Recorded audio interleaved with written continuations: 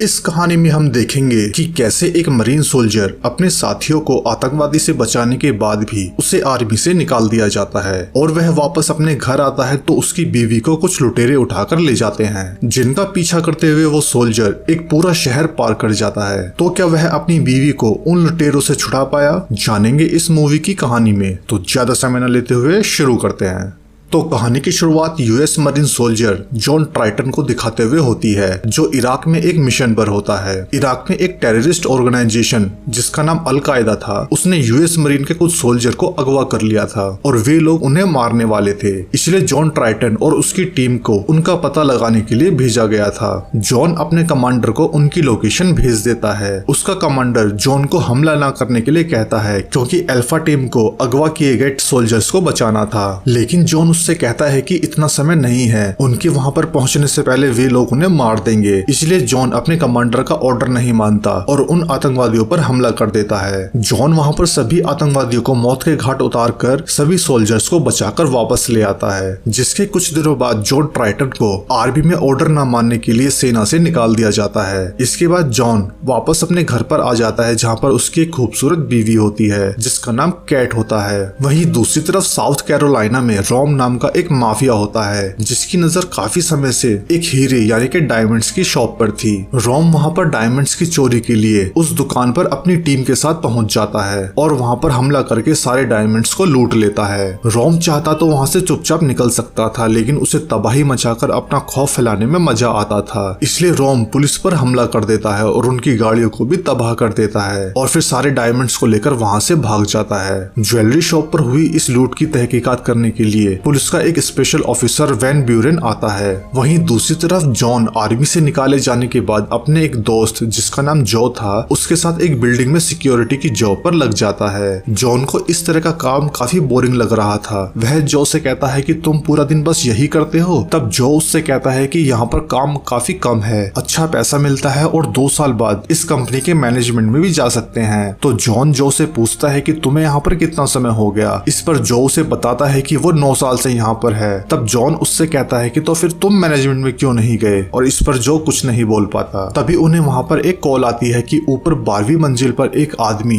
कुछ लोगों को परेशान कर रहा है। जॉन और जो तुरंत वहां पर पहुंचकर उस आदमी को समझाने की कोशिश करते हैं, लेकिन वो उनकी बात नहीं मानता। तब जॉन उसे पकड़कर जबरदस्ती लिफ्ट से नीचे ले जाकर, मगर वहां पर उस आदमी के साथ उसके 2 लोग मौजूद थे, जिस कारण जॉन और उन लोगों में फाइट शुरू हो जाती है। जॉन वहां पर उन तीनों लोगों को एक झटके में ही उठाकर पटक देता है, जिसके बाद जॉन और जो दोनों को नौकरी से निकाल दिया जाता है। और जब जॉन घर वापस आता है तो कैट उससे पूछती है कि काम का पहला दिन कैसा रहा, क्योंकि कैट को न्यूज के जरिए सारी बातों का पता चल चुका था। इसलिए वह जॉन के साथ अगले दिन ही कहीं घूमने का प्लान बनाती है। दूसरी ओर रोम और उसके सभी साथी एक होटल में छिपे हुए थे और उन्हें वहां से निकलने के लिए एक दूसरी कार चाहिए थी। इसलिए मॉर्गन फ्रैंक के गैराज से एक कार को लेने चला जाता है। अगली सुबह जॉन और कैट घूमने के लिए निकल जाते हैं और रास्ते में पेट्रोल पंप से फ्यूल लेने के लिए रुक जाते हैं। मगर वहां पर रोम अपने साथियों के साथ पहले से ही मौजूद था, जो शॉप के अंदर से सामान ले रहे थे। जॉन भी अंदर जाकर सामान लेने में लग जाता है। जब रोम कार में फ्यूल भर रहा था तब वहां पर कुछ पुलिस वाले आ जाते हैं। वे भी अपनी कार में फ्यूल भरवाने आए थे। उनमें से एक पुलिस वाला रोम के पास आकर कुछ पूछताछ करने लगता है। तभी रोमन वहां पर आता है और उस पुलिस वाले को गोली मार देता है, जिससे दूसरा पुलिस वाला उसे मारने की कोशिश करता है, लेकिन रोम भी उसे गोली मारकर घायल कर देता है। जॉन तुरंत बाहर की तरफ भागता है, लेकिन उसे भी मारकर बेहोश कर दिया जाता है। जिसके बाद रोम और उसके सभी साथी जॉन की वाइफ को किडनैप करके अपने साथ ले जाते हैं और जाते हुए मॉर्गन पूरे पेट्रोल पंप को ही तबाह कर देता है। जॉन को जैसे ही होश आता है तो वह रोम को हाईवे की तरफ भागते हुए देख लेता है। जॉन तुरंत ही एक पुलिस की गाड़ी में उसका पीछा करने में लग जाता है। जॉन तेजी से पीछा करते हुए रोम की गाड़ी तक पहुंच जाता है। रोम जॉन से पीछा छुड़ाने के लिए उस पर जबरदस्त फायरिंग शुरू कर देता है, लेकिन जॉन एक मरीन कमांडो था। ये फायरिंग तो उसके लिए सिर्फ पटाखों की तरह थी। जॉन को उनकी फायरिंग में एक गोली भी नहीं लग पाती। दोनों गाड़ियां तेजी से हाईवे पर दौड़ रही थीं। फिर वे दोनों कार हाईवे पर एक कंस्ट्रक्शन वर्क में चल रहे काम के बीच से होते हुए एक पहाड़ी की तरफ चली जाती हैं, जहां पर रोम अचानक गाड़ी को जॉन के सामने लगा देता है, जिससे जॉन की कार हवा में उड़ते हुए नीचे गिरने लगती है। इसी बीच रोम उस कार पर एक जबरदस्त फायरिंग करके उसे ब्लास्ट कर देता है। जिसके बाद जॉन की कार जलते हुए नीचे पानी में गिर जाती है। यहाँ पर रोम और उसके सभी साथियों को लगता है कि जॉन अब मारा जा चुका है। इस पूरी भागदौड़ में रोम की गाड़ी खराब हो चुकी थी,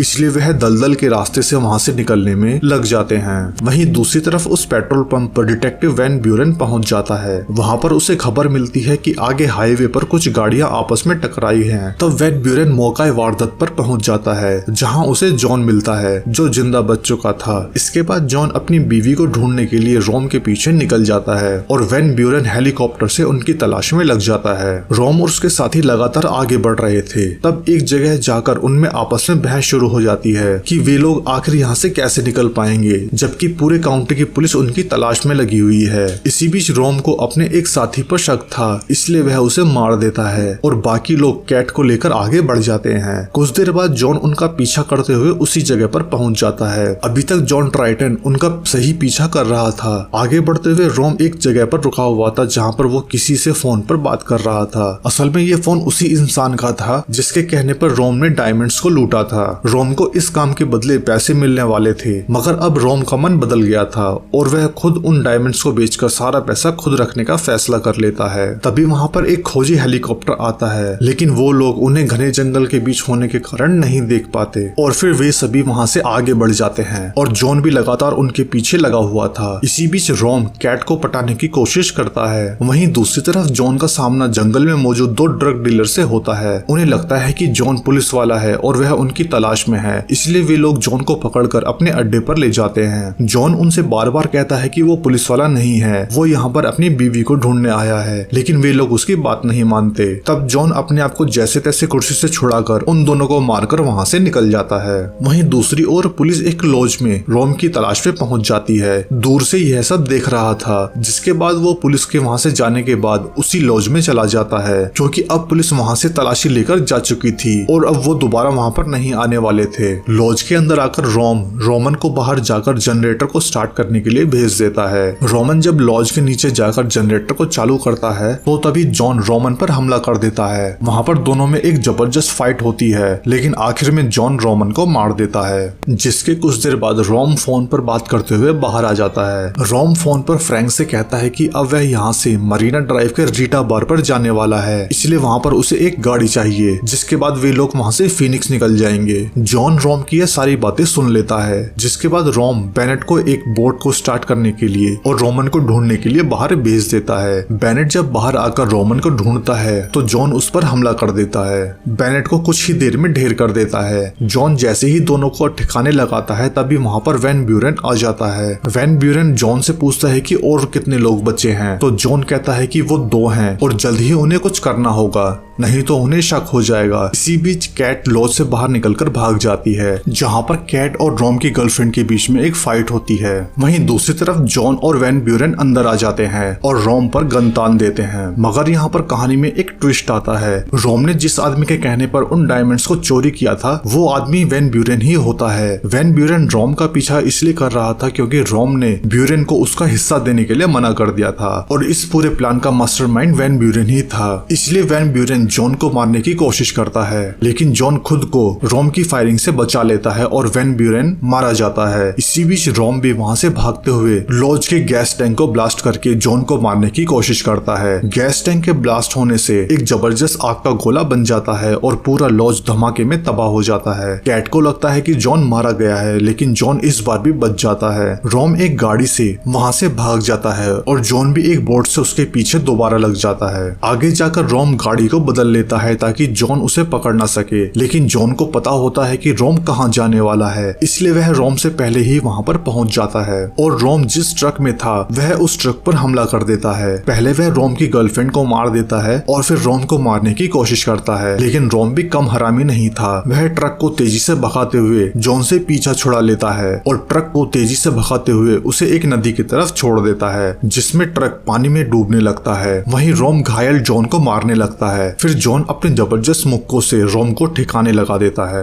कैट के दोनों हाथ हथकड़ी से ट्रक में बंधे हुए थे, इसलिए वो भी ट्रक के साथ डूबती जा रही थी। जॉन तुरंत कैट को बचाने के लिए पानी में कूद जाता है और कैट को बाहर निकाल लेता है, लेकिन कैट ज्यादा देर तक पानी में रहने के कारण बेहोश हो जाती है। जॉन कैट को बाहर लाकर होश में लाने की कोशिश करता है और कुछ देर बाद कैट को होश भी आ जाता है, लेकिन तभी रोम फिर से जॉन पर हमला कर देता है, मगर इस बार जॉन रोम का फाइनल काम तमाम कर देता है और इसी के साथ यह भागदौड़ यहीं पर खत्म हो जाती है। तो मिलते हैं अपनी एक और नई वीडियो के साथ, तब तक के लिए थैंक यू, जय हिंद, वंदे मातरम।